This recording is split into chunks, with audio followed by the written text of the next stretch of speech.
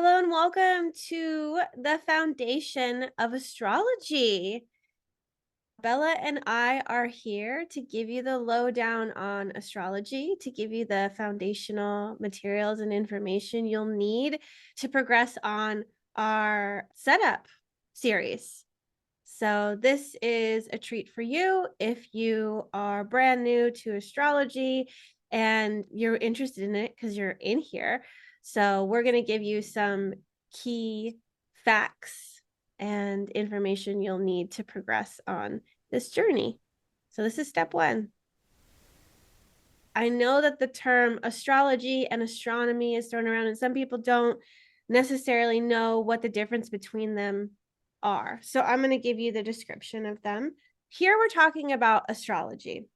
Astrology comes from astronomy, which is the study of celestial objects, space, and the universe as a whole. Astrology is the study of the movement and position of celestial objects and their influence on our lives. And so astronomy takes a more scientific approach, and astrology is, they call it pseudoscience. It's theoretical, it's implied, based on observations, depending on like where the planetary bodies are and how people act or affected. We'll get into that and why we're affected by those planetary bodies later.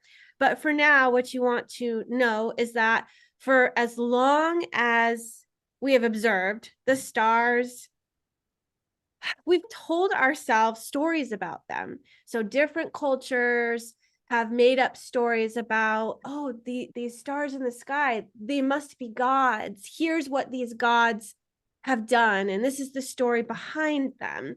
And so it's been a source of interest for our ancestors, and they've noticed connections. We've noticed connections. And over time, they've marked the seasons and the tides, and they've learned the best time to sow and harvest. They've even created almanacs, like the Old Farmer's Almanac, to show the astrological and meteorological data so they can use that to have better harvest, to know when to plant, to know when to harvest.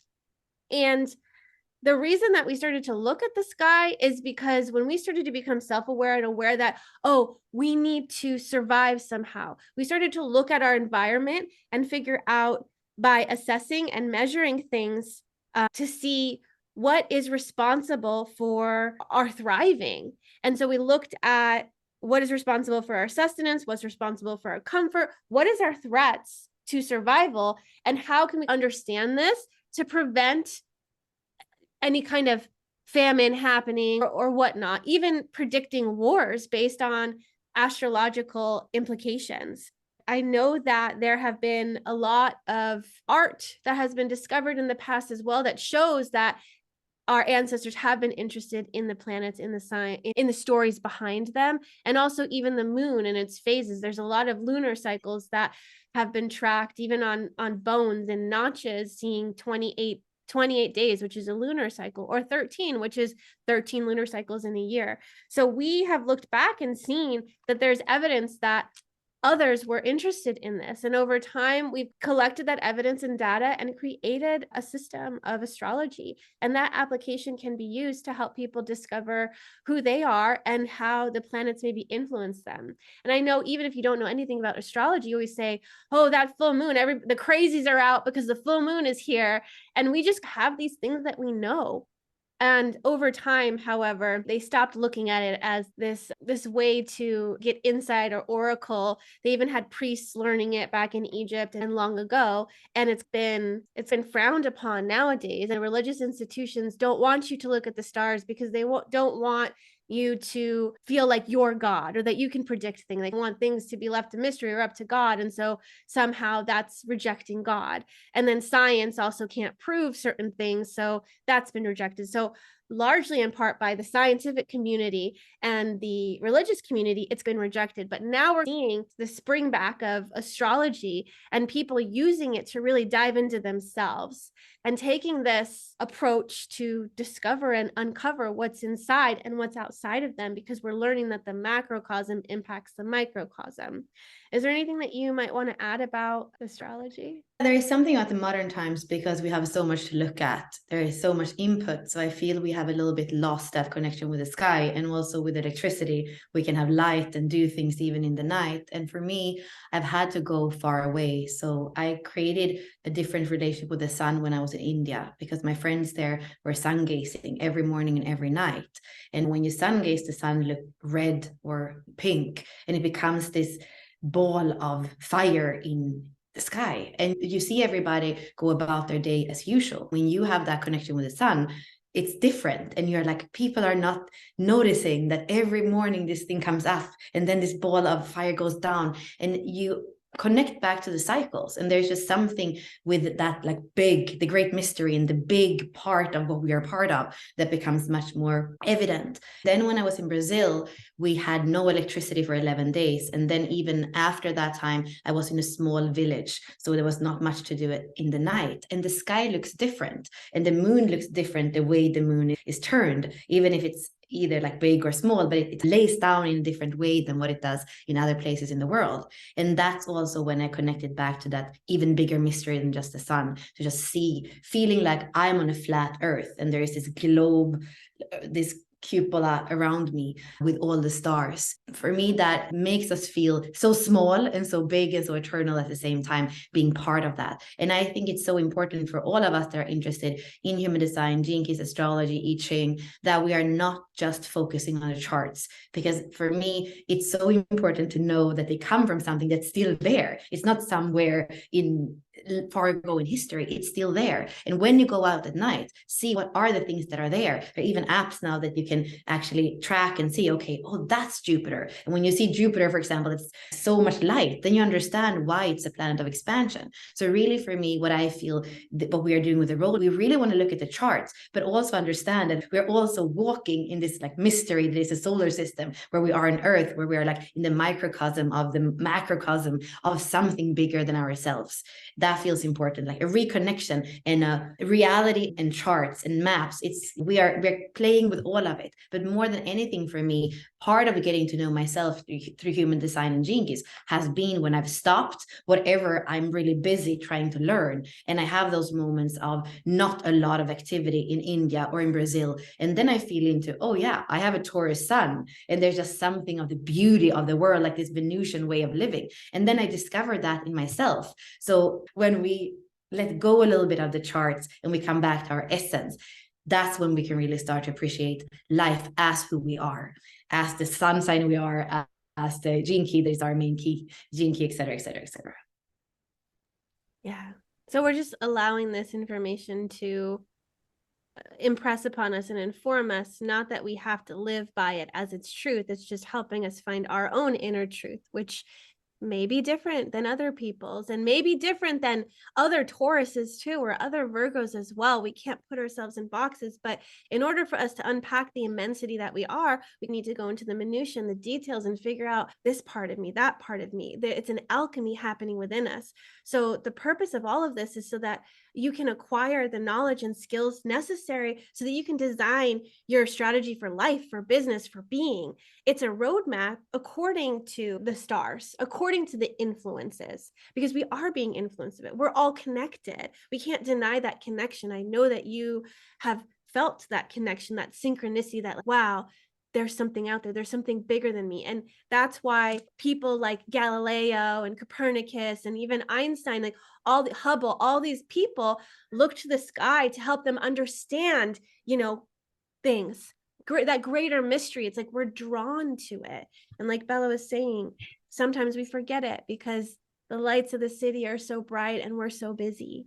And if we just stop to commune with nature, we're going to feel into that vastness, and that'll remind us of the vastness within us. And the more you know, the more you don't know.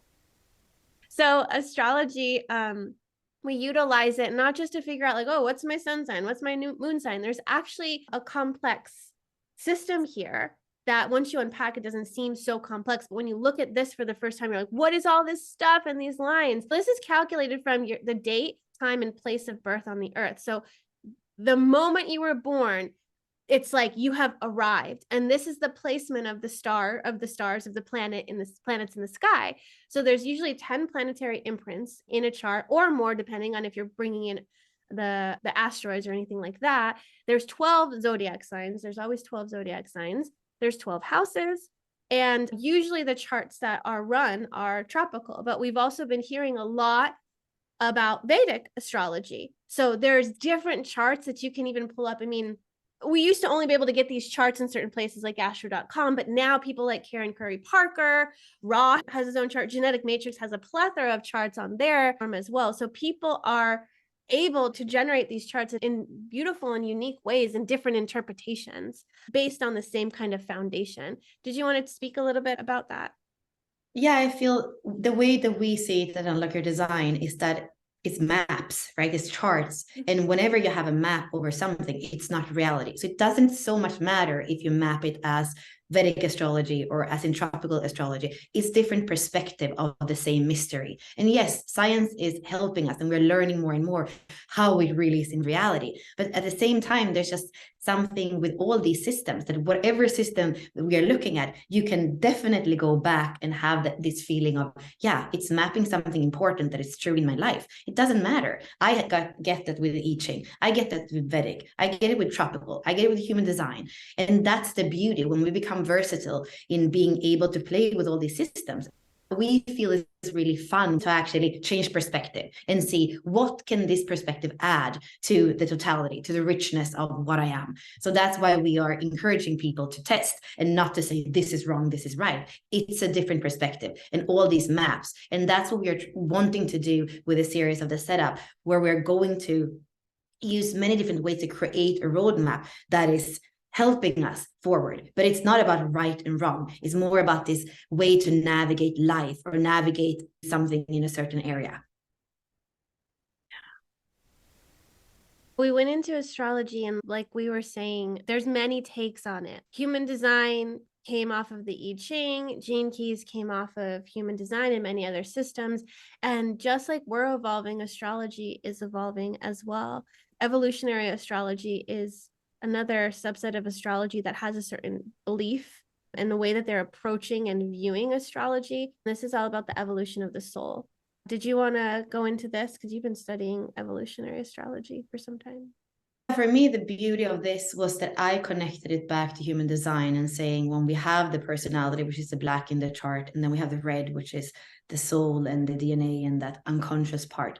For me, it felt like with evolutionary astrology, especially through Pluto, that was the door in to also recognize the soul and the soul purpose and the trajectory and the totality of what we are. Also, what I can see with the work that we're doing with the deconditioning, it's all about evolution, right? And even the program where we are in 2027, we're going through cycles as a collective and as individuals. For me, evolutionary astrology just goes so much hand in hand with that. I also feel it's a little bit less fixed than other system. And here we could say Vedic, for example. It's not so much about predictions. It's about how is the soul evolving. How are we on that trajectory, that alignment with the soul? How can the soul and the personality be friends with each other? That's why, for me, that has been a transmission that goes together with the Gene Key transmission, which is also alive. Why do they tend to bring in Pluto as this axis, as this portal to the soul? What is Pluto's significance in evolutionary astrology? Western astrology tends to be more psychological. And I think that Pluto, because it's so far away, we can't really be logical about it. It's so far away, it's so small. Sometimes we might even say it's not really a planet, because some of the asteroids compared to it, it's not even a real planet. And I think that's the mystery with Pluto. We don't really understand it. It's too far away. We can't see it with the naked eye, of course. Even when we look at it through the telescopes, it's just so far, it takes so long to go around. So it touches on something that we can't explain consciously. And that's going back to that unconscious, the door to the unconscious, the door to what's under. This is the top of the iceberg and everything that's under. And there's so much there. And it's so beautiful. It's almost like it has the accumulation of everything that was our lineage and everything we have come to be, because that's what evolution speaks about, where we are now from everything that's been there before, from all the layering. Yeah, this is all of the planets are portals to something. They each have their significance. And in the setup, we're going to go into that. So, like Bella was saying, this is mysterious. And we're unpacking this mystery so that you can use it in a practical way.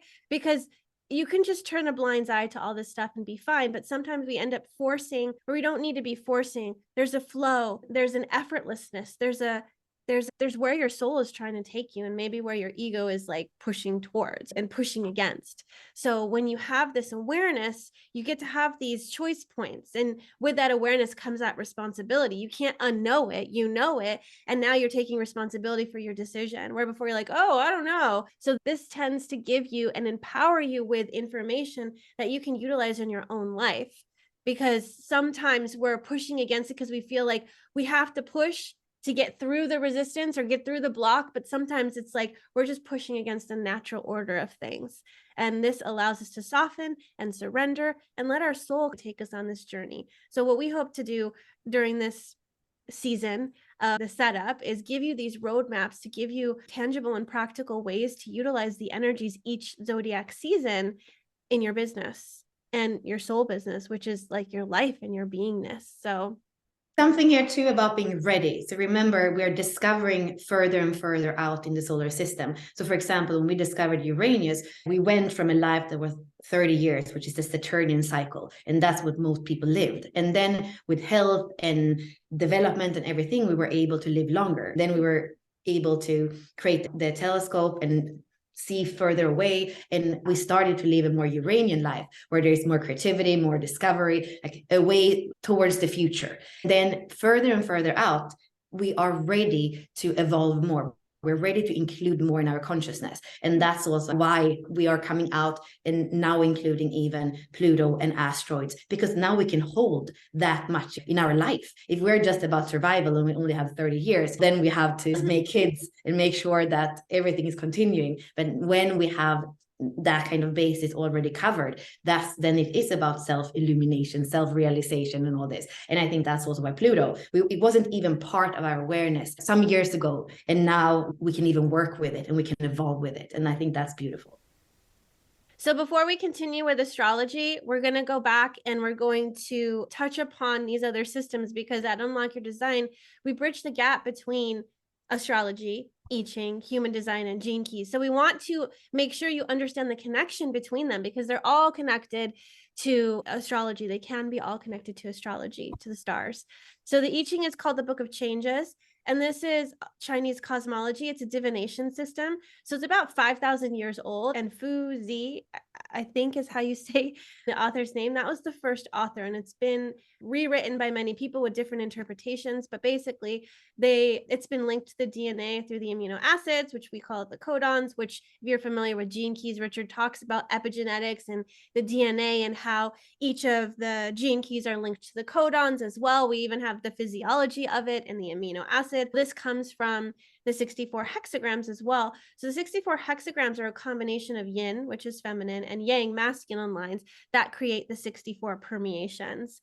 And so this is an oracle. This is a divination. It took time and recognition of these different seasons for them to put this together as well.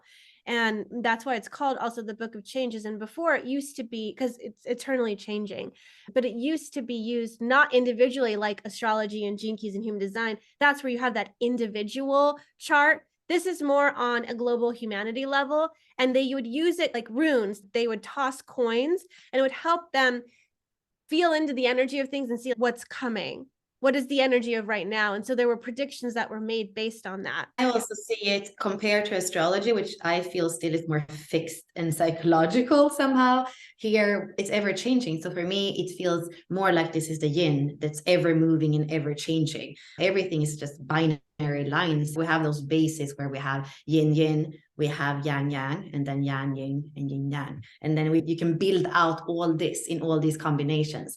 For me, this has been something that I can't box in. I did a course 32 weeks last year on the I Ching. And what Ashley said in the beginning, I realized that there is still so much to learn. Also because it's Chinese and old Chinese, thousands of years, the way that it's translated. There are many different translations and they're actually quite different. With this, I understand that it's always more. I do feel a different kind of energy that somehow is tamed through the gene keys and human design, right? It's made so that even Westerners can get it. But the way that it's in its origin, it's more mysterious is what I feel.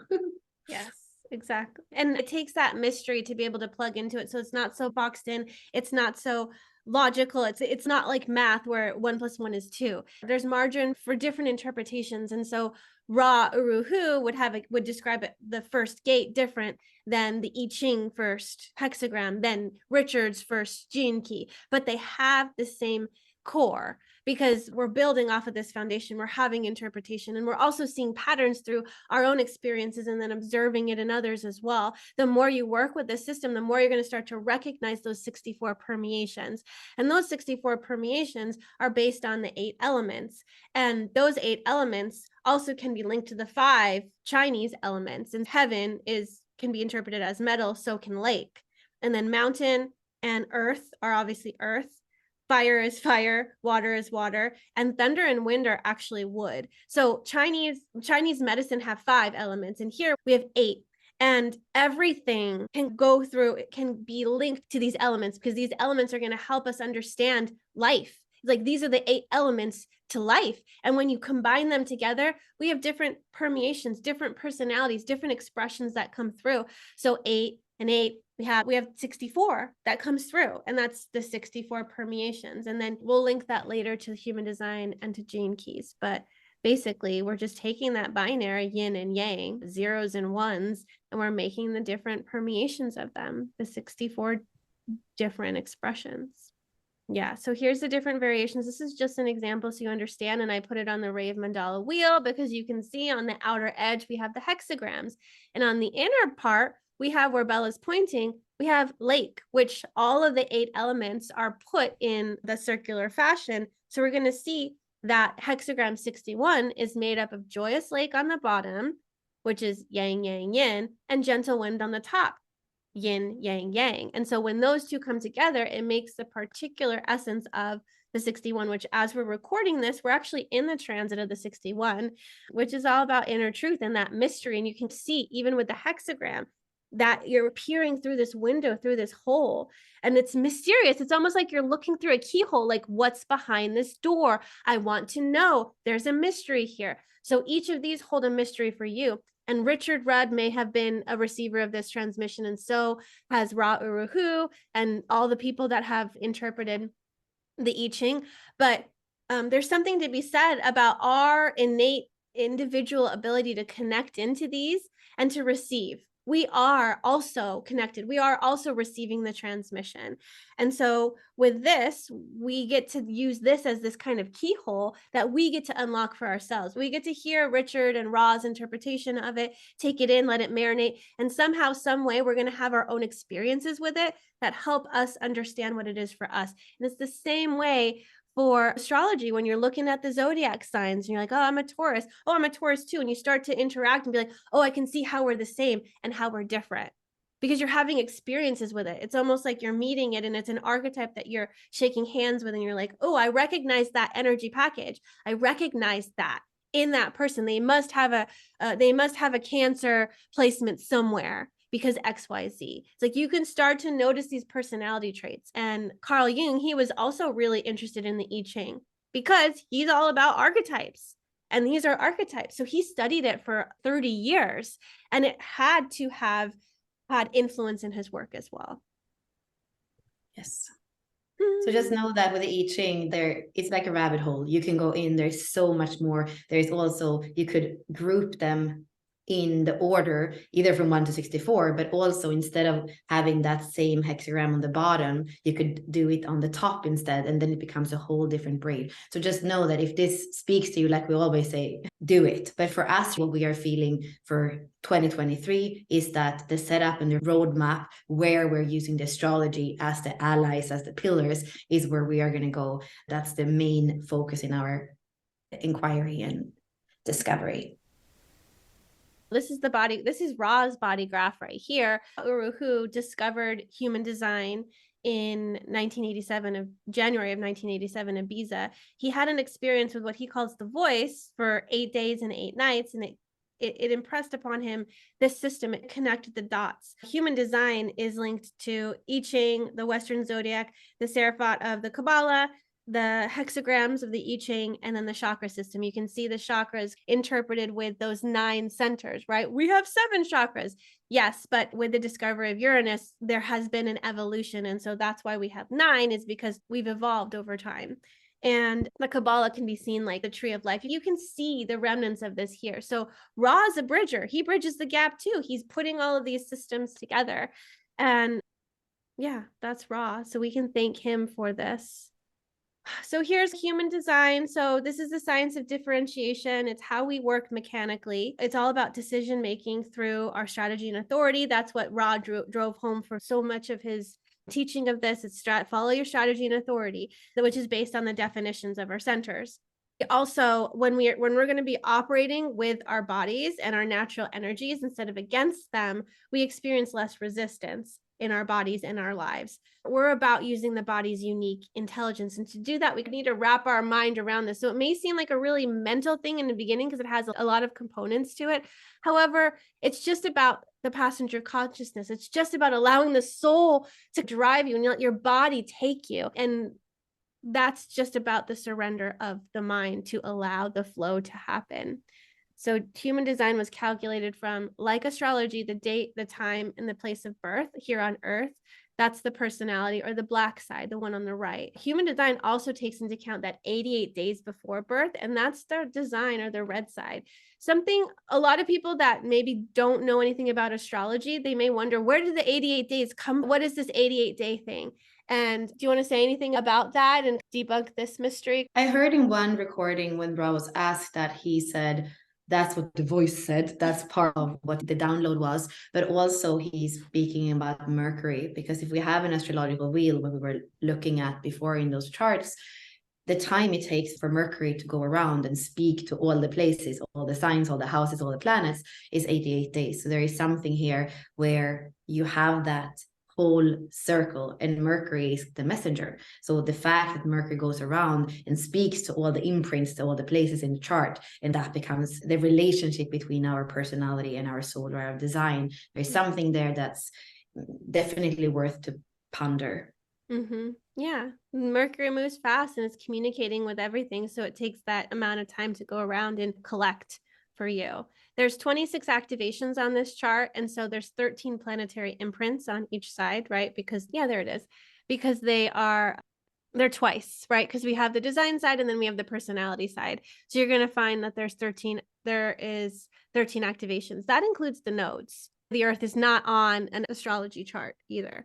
And we're working with polarity points here as well. So the sun is opposite the Earth, right? Because we have in this chart, we have the 7, which is the programming partner of the 13. And programming partner or just means that it's on the opposite side of the wheel. It's the balancing point. So we're going to have 36 channels in here, 9 centers, 64 gates, just like the 64 hexagrams, and 6 lines. So your unique design, and remember, this is the science of differentiation. It's about loving your uniqueness. You're going to have a different combination of these, different activations, different channels, different centers. No chart is going to be the same unless you're a baby born in the same exact, as somebody else in the same exact location, the same exact time. But even then, epigenetics is going to come in, and nature and nurture, and we're going to have different experiences with different families. And so we're all going to generate different personalities. So there's no exact same person here on Earth, because it's accumulation of nature and nurture together. In some of the charts, Chiron and Lilith are in there, but that's not 2 imprints that we are putting in the body graph. That's why you see it looks like there is more than 13, because it's actually 14. But just so that if you start to count and you're really detail oriented, that's why it doesn't add up. But Chiron is, like we said in the beginning, it's something quite newly discovered, and that we're looking more to lately in astrology, the meaning of that. So it's not mapped in the human design body graph. So here it's just adding the zodiac sign in the house. And then we have some cool information at the top about your sun sign, your ascendant, and your midheaven. I do agree with the fact that we shouldn't add in Lilith and Chiron and ascendant and midheaven in the body graph, because then all of us would be emotional generators, because all of us would have most of the centers filled in. This is what Ra has said: in the moment that you can truly embrace uniqueness, you are divine. I wanted to mention too the link between astrology. Yes, we have, it's following the same formula for generating these charts as astrology, but also we're all connected, and we're swimming in a soup together, and we are all being penetrated by a stream, and that stream is made up of neutrinos. And Ra had brought this to the forefront that, there's 100 trillion neutrinos that pass through your body every single second. The sun produces 70% of that. So the sun is creating them and it's putting it out. It's like the program, the matrix. It's like, this is what it is. It's like it's coming out of the sun, and the sun is activating us with these energies. So 70% comes from the sun and other stars, and also Jupiter as well. So because they're so small, they carry mass, they carry information. And because they're so small, they pass through everything, meaning they pass through the planets, they pass through asteroids, they pass through us. And when they pass through us, we absorb some of that information. And that's why we can use our intuition, because we're connected. So you're going to feel the influences of this neutrino stream, which is, what is the gate that is activated by the sun and the earth and all the other planets? The planets are in a particular position, activating a particular gate. And as the neutrinos pass through it, we're getting the amalgamation of everything. It's like, okay, this is the gate the sun was in. This is what Jupiter was in. This is what the earth, Mars, blah, blah, blah, all those things.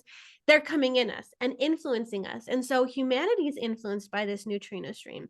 Astrology affects us. The macrocosm affects our microcosm. And because we're also interacting with that information is getting spread. It's like a virus, which is a good virus. So anything happening in me, passing through me, it's already reaching Bella. Bella's getting the neutrino stream from me. I'm getting the neutrino stream from her. They move fast. They're tiny, and we are being affected by it. So use this information as you will. The influence, it's good to know how you're being influenced, because we can use those energies to our advantage. And we're little divine creators on this earth as well. So might as well have our allies with us. The planets are our allies. These energies are our allies. It's important to get to know them, your community. I read this, I just feel free.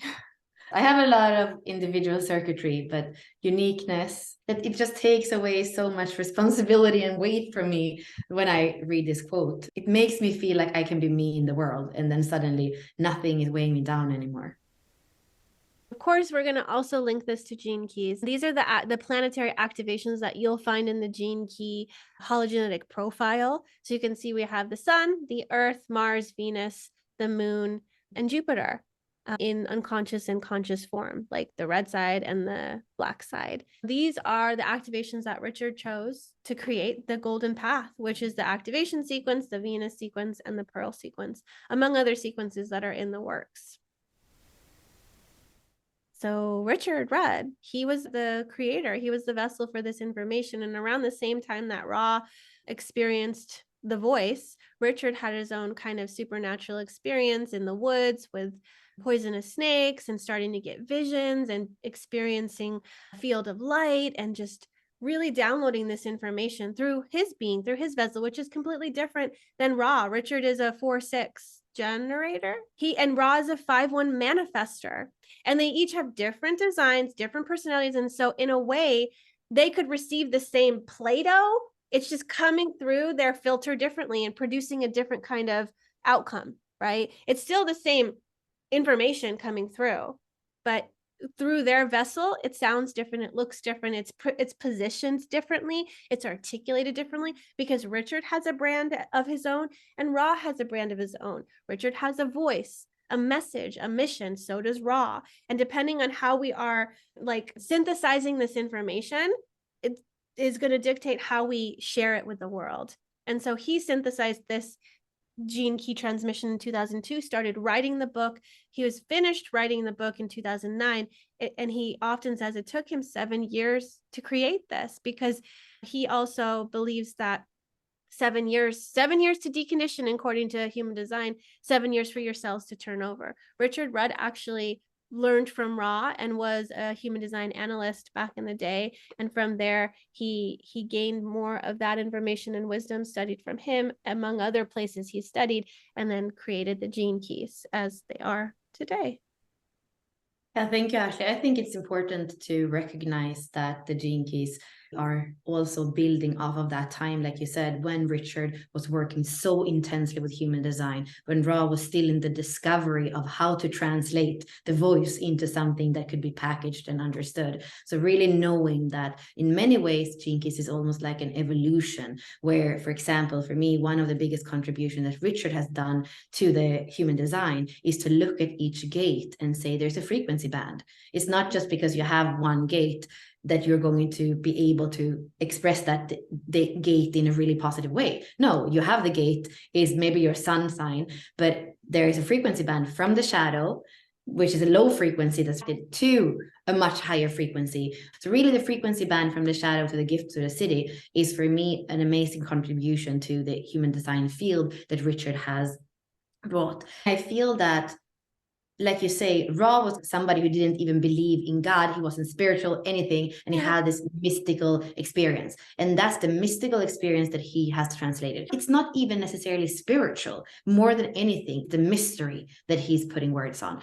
And Richard, what you say, I feel like he had a lot of richness before he even started with human design. And that's also what we can see now that he's starting to weave in. I got an invitation the other day to be part of something called Star of Consciousness, which is the Delta, which is one of the things that he has brought through in later years, where there are 7 people that journey together in different positions with different gates on, actually gates that are part of the body graph. And the Star of Consciousness is when 3 of those groups with 7 come together and continue to like work in the collective. So there is something beautiful what's happening with the gene keys now after they have synthesized so many things. Human design definitely being part of it. And now I feel that the richness of what Richard has to bring in is really starting to come. And for me, I'm somebody sometimes that wonder, and we can see that here too, why it takes so long time. Because I know for me, Richard is a library of just so much that's sprouting and growing inside of him. And he has spoken already, all of us know that there is a 4th sequence, probably is going to be called the harmony sequence. When you see sometimes the silhouette of the holiday night profile, you see that there is a star up here in the there's a sequence. downward triangle. So that's one of the things. And there's so many things to come. And I understand that everything has a time. Like we said in the beginning, Uranus was discovered, Pluto was discovered, and everything has its cycle and its time. But sometimes for me, it just feels like the time is now. Richard is an eternal mystic, an eternal poet, and he's creating a work of art in a way. And so he's releasing it when he will. The purpose of Gene Keys is to transform our core beliefs about ourselves. And that's where Bella was talking about the shadow, the gift, in the city. It's with these frequency bands and the reactive and repressive state of the shadow that we have a playground to work on this stuff. It's about evolution and expansion of our own consciousness. It's the voyage of self-illumination. It's like, before, did you know yourself? I'm sure you know yourself now. Like, there are so many things we didn't have the ability to put words on. And now we have the ability to name it. And sometimes naming it does box it in. But I feel like with all of these systems, we box ourselves in to unbox ourselves. But we have to know what container we're in to be able to unbox ourselves, to give ourselves permission to just be ourselves. So again, gene calculated the same way human design is, from date, time, and place of birth. It also uses the red side. We have that unconscious activations in the gene key profile. There's 64 gene keys, just like there's 64 gates and 64 hexagrams. You can even see the hexagrams circling the gene key profile. So like Bella was saying, there is 11 spheres on here, but when we bring in the star pearl or the harmony sequence or whatever Richard decides to call it, we'll have 14 spheres to work with. Then with each of these 64 gene keys, there's 6 lines and 3 to 4 sequences depending on what's been released. So we have the activation sequence, which is all of the green, the Venus, which is all of the red, and then the pearl, which is the blue. And then we'll see what happens with the star pearl or the harmony sequence as it comes out. And here it feels important to say that all the 26 activations in human design are gene keys. So if you have something in Pluto or Uranus or Neptune, it's also your gene key. That's very important. Richard has spoken about the mother sequence, for example, in the health with art sequences that maybe they're coming to form into the profile, maybe they won't, we don't know. And even going beyond those 26, because even when Richard speaks about something called the Saturn sequence, which is part of the Venus transmission or the Venus sequence, he's already bringing in Chiron there, which is something that Ra didn't bring in. And it goes more into that more spiritual perspective that we see in Richard, and part of that breaking into two different path with human design and gene keys, because Richard, like you say, he's not only a mystic, he's also, I believe, a deeply spiritual being. Richard has said that the patterns in the heavens always have a direct correspondence to emergent life.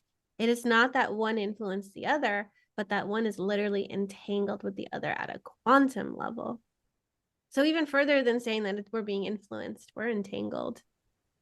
And as Richard expanded upon human design, Bella and I have taken the past years to put together the 64 doors, which are our inner archetypes that we've created, because something that we found that is beneficial when working with these systems is that when you can transform them into archetypes, you get this kind of person that you can commune, that you can talk to. They're inner archetypes that you get to form a relationship with versus a personality trait or some description that you're going off of. They become something for you, to you. And so these inner archetypes are our contribution to the world through our synthesis of human design, gene keys, astrology, and the I Ching. And so we're going to bring all of these systems together in the 64 doors, where you can look through that peephole, unlock it for yourself, and get to know the archetypes through our lens. And then we highly encourage you walking with them in your own daily life and interpreting them as you will, and not even looking at the artwork and saying, this is what it's like. This is an interpretation. All of these are interpretations. You have to form a personal journey with them. And through that, you get to evolve. You get to know yourself. You get to master yourself. And in that, you get to share your mastery with the world. But first step is about knowing yourself.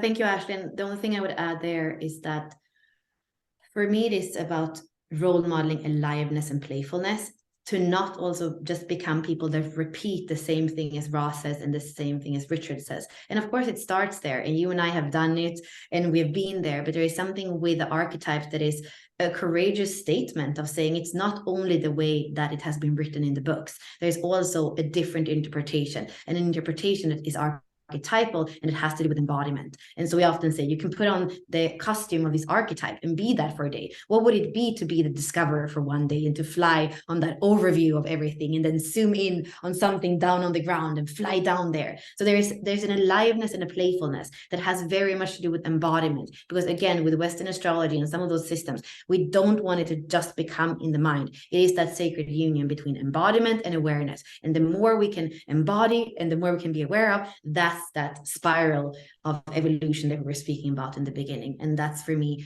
our life's work for the last few years of bringing this through, so that other people, like you said, can also walk the wheel, can also start to bring these in daily life, and not just as a theory, but actually as so much as part of everything.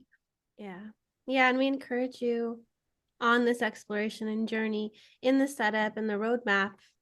You're going to want to look at what energies are activated each zodiac season, and you can explore them in Gene Keys and Human Design and in our 64 doors. So you can go to our website, you can get to know these archetypes through this lens and see how you can play with them. Like Bella was saying, like, how can you become more alive by incorporating them in your life? And it's not just about what activations you have, because we're all 64. Like if you went far out to a different asteroid, I'm pretty sure we'd be completely filled in. I'm sure at some point or another, if we get farther out, it's like that activation is going to fill us out. It's about coming into wholeness, coming into our uniqueness, and really honoring and accepting and embracing all these parts, whether they're like really defined and activated in us, or they're activated in another. Because the more you can make friends with all 64, the less conflict and friction you're going to have in your life. And this is speaking from someone with the 6 gene key in their life's work. Friction, conflict, peace. We've got that happening here. Diplomacy. How can you come into harmony and union with these archetypes? Bella's the 2nd gene key, unity. I'm speaking about peace and dissolving the friction. And she's like, everybody's friends. Let's all just be in communion and community together. So that's our goal, is to help you have inner peace and unity and wholeness within yourself so you can show up in your fullest authentic expression without shrinking, without reacting and trying to impose yourself on someone else. Everyone has a right to be here. We're all divine creators, and we can respect that creator in each of us. Yeah, and this was the first part of this presentation where we really took you into the different parts of the overview of all this. What we're going to do now in the second part is to go into astrology and give you important keywords so that you have that overview and understanding of all the parts of astrology that we will use and play with in the roadmap. Yeah. Thank you. Thank you.